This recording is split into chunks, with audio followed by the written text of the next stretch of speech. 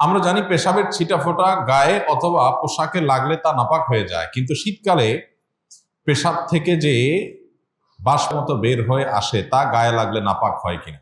খুবই দরকারি প্রশ্ন।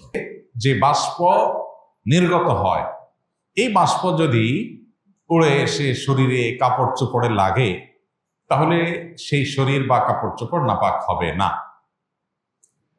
কারণ প্রথমত এই বাষ্প এটা শরীর বা কাপড় কোনো জায়গায় টাচ করলে তার কোনো আলামত থাকে না, নাপাকের কোনো আলামত সেখানে থাকে না। না পেশাবের গন্ধ থাকে, না সেটা ভিজে যায়, না অন্য কোনো যে আলামত আছে সেই নাপাকের তার কোনো কিছুই থাকে না। এই জন্য এটা শরীর বা কাপড়ে এসে যদি স্পর্শ করে তাহলে সেটা নাপাক হবে না।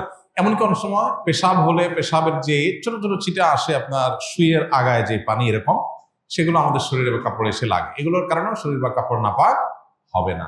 হ্যাঁ, যদি এত বেশি লাগে যে বেশ খানিকটা জায়গা, এই যে 5 টাকার কয়েন বা 1 টাকার কয়েনের মতো এরকম জায়গা পুরোটা নাপাকে লেগে যায়, কয়েক ফোঁটা বা 1-2 ফোঁটা আপনার পেশাব লেগে যায়, তাহলে সেটা নাপাক হবে। তাহলে ওই জায়গাটা শুধু ধুয়ে ফেললে পাক হয়ে যাবে, শরীর হোক কাপড় হোক।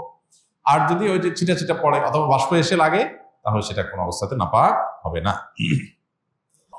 আমার বড় ভাই একটি কোম্পানিতে চাকরি করত, প্রয়োজনের তাগিদে কোম্পানির নিকট কিছু টাকা অনুদান হিসাবে গ্রহণ করেন।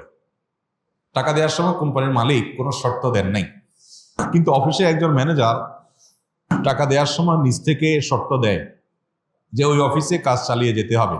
কিন্তু আমার বড় ভাই এই সঙ্গত কারণে 2 মাস পর চাকরি ছেড়ে দেন। প্রশ্ন হলো, অনুদানের উক্ত টাকা ফেরত দিতে হবে কিনা? উত্তর হলো, যেহেতু ম্যানেজার এটা বলে দিয়েছেন, সাধারণত মালিকের টোন বা মালিকের শর্ত, মনোভাব এগুলো ম্যানেজাররা বুঝে, সেই জায়গা থেকে এটা বলতে পারেন। এই জন্য এখন এই অনুদানটা আপনাকে কেন দেওয়া হয়েছে? সাধারণত একটা কোম্পানির এমপ্লয়িকে অনুদান দিলে মালিক এই জন্যই দেয় যে সে আমার এখানে কাজ করে সেজন্য, আবার এক সময় মানবিক কারণে দেয় সে আমার এখানে কাজ করুক বা না করুক।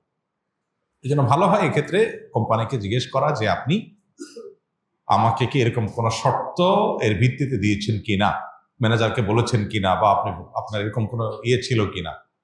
তাহলে সেক্ষেত্রে সেটা ভিন্ন বিষয়, আর না হলে এটা জায়েজ আছে।